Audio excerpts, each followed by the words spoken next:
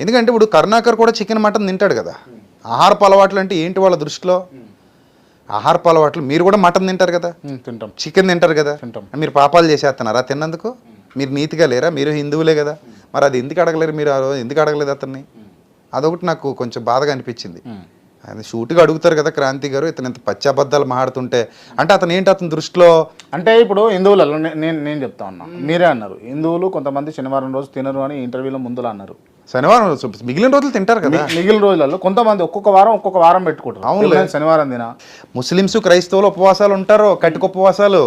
అంత తిండిని బట్టి మనిషి క్యారెక్టర్ నిర్ణయిస్తారు. మరి రాముడు కూడా మాంసం తిన్నాడని గరికపాటి వారు చెప్పారు కదా, పక్కగా చెప్పాడు గరికపాటి వారు. అద్భుతమైన వ్యక్తి ఆయన, నాకు చాలా ఇష్టం గరికపాటి. అంటే కొంతమంది ఇప్పుడు హిందువులలో చూసుకుంటారు దాని ప్రకారం మరి కరుణాకర్ గరికపాటి గారి మాటల ప్రకారం రాముడు మాంసం తిన్నాడంటే మరి మాంసం తిన్నందుకు రాముడిని కూడా చెడ్డోడు అంటాడా ఈ కరుణాకర్ గారు? మీరు ఆ రోజు ఖండించాలి కదా.